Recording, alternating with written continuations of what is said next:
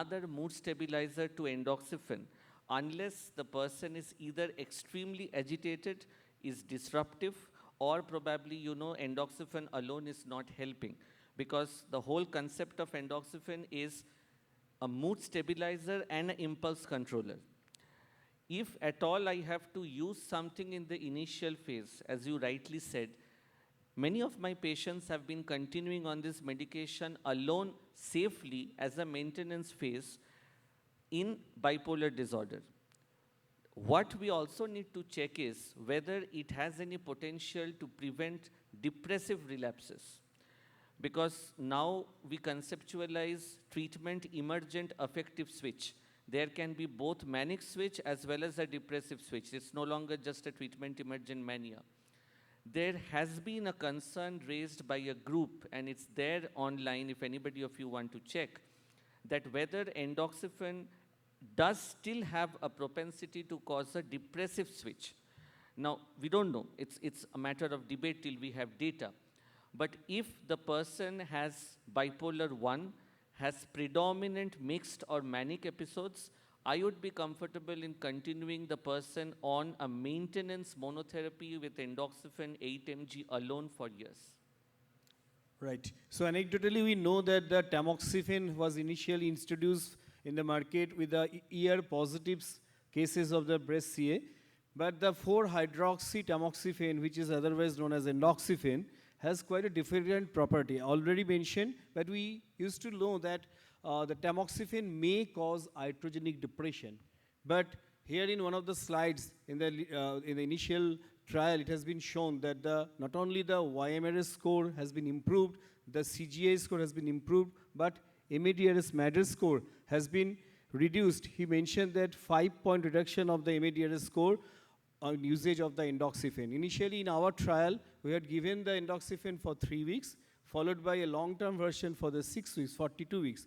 And interestingly, this AIMS group, the AIMS group has published this trial, and this is one of the case report where the mixture of the drugs were there, clozapine, lithium, rifamycin, and lactulose, and the L-carnitine. The last two has been given because of the raised serum ammonia level, and L-carnitine for the raised CPK level with levothyroxine added.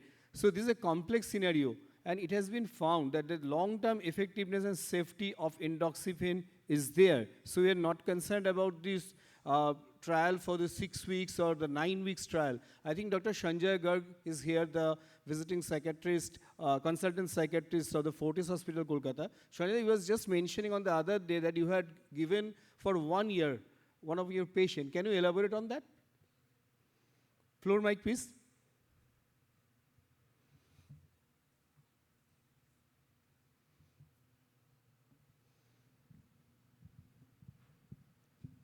Thank you. I think it was a very good presentation by Debanjan. That lady is now, in fact, more than 2.5 years, and she is on endoxifen and doing really well. I have been treating her for almost 5 years. She was a lady who had a diagnosis of bipolar disorder, and the problem was that she was not settling on any medications. She used to have continued manic episodes, and that would be very disruptive to the family. At one point, when I started endoxifen, the family had almost given up on her and were planning for a rehab sort of admission, long-term admission. But once I started endoxifen, there has been a remarkable improvement. That lady is back to her so-called normal functioning. She is playing the role of a homemaker. She's looking after her family, and in fact, coming to me only on a 6-monthly basis. So fortunately, she is a female, and she has had no major side effects, especially in terms of amenorrhea or anything, and she is doing perfectly well. It's almost 2.5 years now. Okay. Thank you so much. So we have to rush through because other programs are waiting. So very briefly, one-liner answer. Already mentioned about the monotherapy versus the adjunct therapy. So what are the response rate? What could be the response rate if we just, till the literature is available with us, that monotherapy response could be better, or what percentage of the patient of the bipolar manic episode or mixed episode where the response rate can be assured with the monotherapy? No, I would consider it as a monotherapy, as I said, depending on the patient profile, of course. But if I see that a person is not improving with a single or two mood stabilizers, rather than increasing the side effect burden, I'd probably consider endoxifen as an adjunct. Right. So endoxifen addition reduces the pill burden. In one of the paper by Mahesh Gaura et al., he has mentioned that the drugs with the polypharmacy, we are much concerned about the cost of the endoxifen. Whether cost of impartial treatment or no treatment, inadequate treatment leading to the emergence of the manic episode, compulsive buying behavior, drug monitoring, and so on and so forth could actually increase the cost of therapy. So can you elaborate on this, that how the cost effectiveness can be considered with the endoxifen? Yeah, regarding your first question, yes, the pill burden reduction has happened. In fact, many, not only in bipolar, but the case series that we reported, the average number of medications that were reduced in the patients were 3. And many times we see that in attempt to control agitation and, as we call, therapeutic frustration, we end up adding multiple medications with the same effect. So once the patient gets stabilized, probably I would first cut down on the antipsychotics considering the side effect burden, benzodiazepines, first benzo, then antipsychotics, then I would probably cut down on mood stabilizers if the person is having relevant side effects. For example, lithium level is well below therapeutic range. The person is stable on endoxifen. There is no point continuing lithium. Very nice. So you will consider lithium, valproate, and antipsychotic. In which order? Can you once?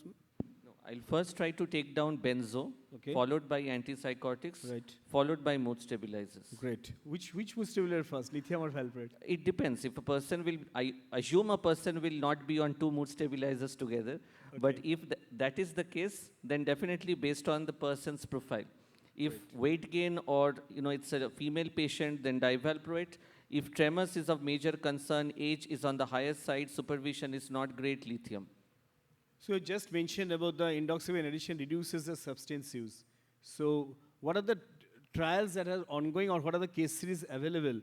In which group of the patient, in which substance abuse it could be more effective? Here we can see that 2 case reports have been published. One in case series, one alcohol and nicotine, and another cannabis, nicotine, alcohol. So your experience on that?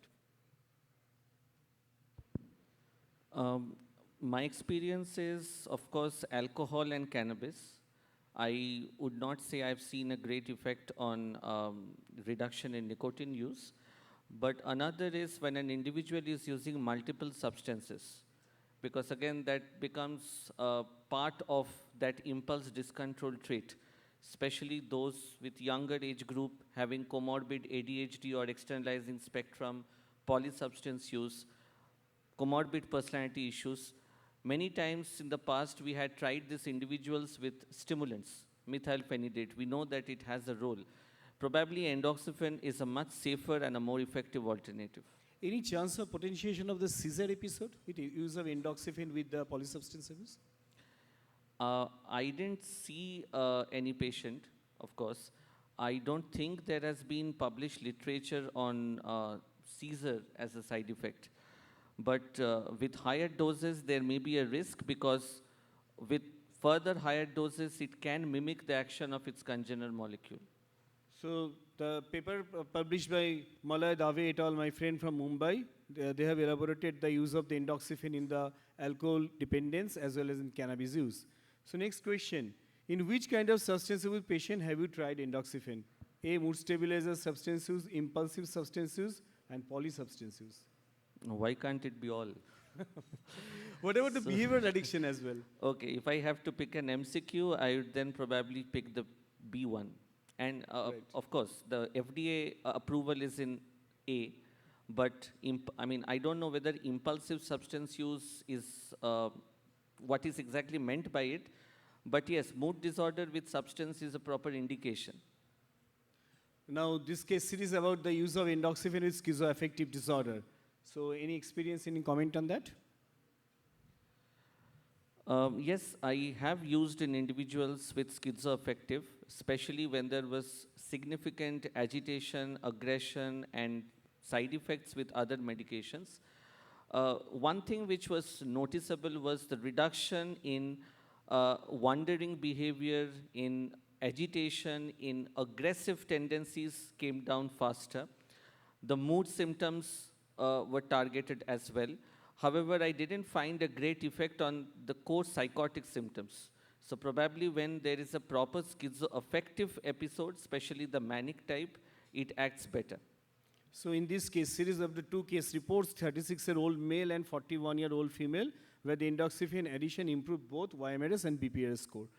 Now coming to the, have you tried indoxafen? Any of us have tried in schizophrenia or schizoaffective disorder? We already discussed about schizophrenia. What about the schizophrenia?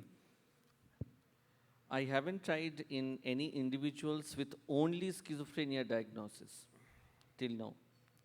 Right.